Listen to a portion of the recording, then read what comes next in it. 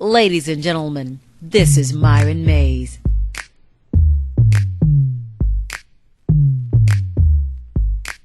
Wow, that's all I can say, man. Memphis has so much history, and I first came here to do a couple of shows with Patti LaBelle. I was singing background with her, and she and Al Green did a show together, and it was crazy. And I, just went around.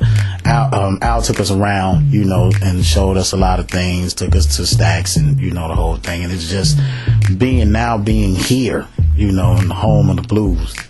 It's really surreal. What do you like most about Memphis? The music culture, meeting new people, meeting new musicians, and just the food is kind of incredible down here as well. I'm trying to lose weight, and that's really hard because we got some good food here.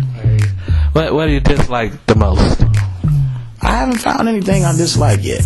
I'm pretty sure it'll be something, but matter of fact, I'm lying. Just came to my memory the malls. I'm used to the bigger name stores, and the shopping down here ain't really that good. So that's one bummer. But then again, it'll stop me from spending. Hey, we'll work on that too. Okay. So how long you been here? I've been here since September 1st. Okay, well, stick around a little bit. The humidity will probably be what you start to hate about being down here. So you'll get a little taste of that next year, though. Well, I'm from Chicago, so, we get crazy humidity in the summertime. We have a saying, you're going to die from something, either the heat or the cold, one of the two. So I'm used to the chilling cold, and then I'm really, really used to the humidity. It gets really humid there. So I can probably stand it. I hear you. Being from Chicago, what do you think about your homeboys on his way to the White House? Don't that make you proud of where you come from? Man, I'm still trying to,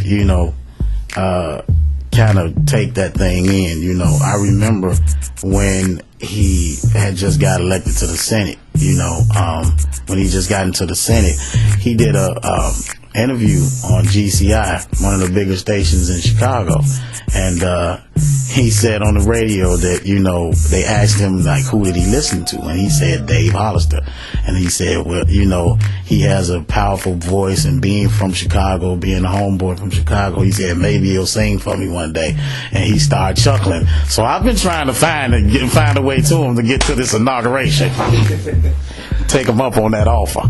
I hear you. You're the minister of music for New Directions Church. How did that come about?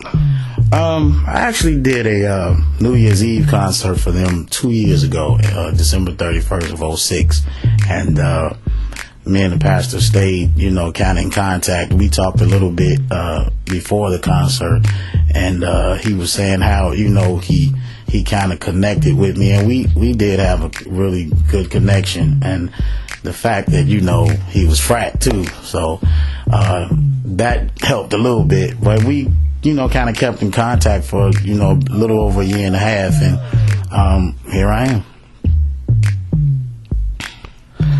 I know that just here in recent years you've changed over from secular to gospel, and was that sort of a hard transition, considering I guess you've gotten used to doing things one way, and it's not so much as a change of music, but it's also a change of lifestyle as well.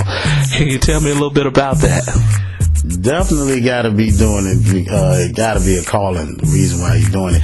I don't really like to call myself a gospel artist. I'm a life artist. I sing about life. And where I am at that moment. And that's where I am. My first album was called The Book of David, Volume 1, The Transition, and it's basically self-explanatory. It was me going from the transition of being a secular artist to a life artist. And to answer that later part of the question, it is definitely a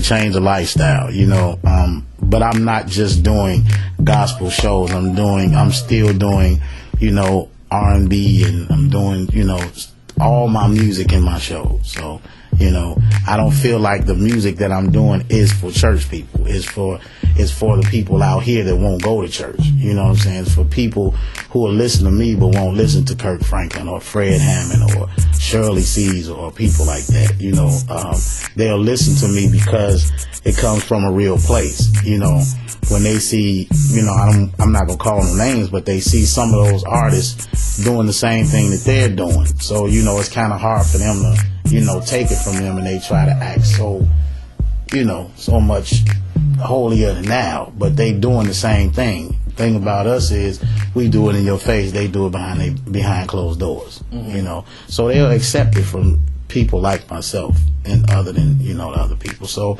my music is for them. It's not really for church people.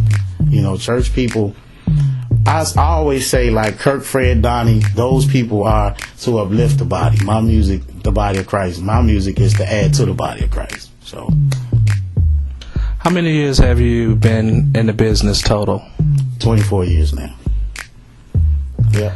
As far as let's talk a little bit about Blackstreet. That was where a lot of people came to know who David Hollister was. Now, I read once that Before I Let You Go was actually done in like one take. And you did the song, and you didn't realize that Teddy was gonna be like, okay, we're gonna use that right there. We won't do that no more. So is that actually true? Because I use that as an entertainment bit on my radio show. Because I usually give out entertainment tidbits on, you know, different songs that I play, and that was one that I mentioned. So was that actually true? That is the total truth. We had just finished writing a song, myself and Leon Silvers. I don't know if you remember who that is. Leon Silvers from the Silvers, yeah. He and I wrote the song, and we had just finished writing it. So Tay was like, okay, let's go in and you know, let's do it, you know. So I know you probably won't be able to pay attention, but you can actually hear the paper rattling. I'm reading off the paper as I'm singing. You know, the paper's in the back rattling, you know. So I'm not thinking we gonna keep that. I was like, all right, Tay, look, go ahead, give me the CD so, you know, I can go to the house and learn. He was like, no. I was like, wait, what? He was like, no, man, we keeping that. I said, keeping it for what? What we gonna do with it? He said, dude, that's it. I was like, man, you gotta be kidding me. So every time I hear that song on the radio, I cringe and turn it off. Really? Yeah, I can't listen to it. Were there any other songs like that make you cringe when you hear it? That you know a background story on that we don't know? Off of that record or period? For me, period. Yeah, Brenda's Got a Baby by Tupac. I wanted to redo that one too, but you know, I went out of town, and you know, with Glenn Jones, I was singing background with him at the time. And next thing I know, it's the single.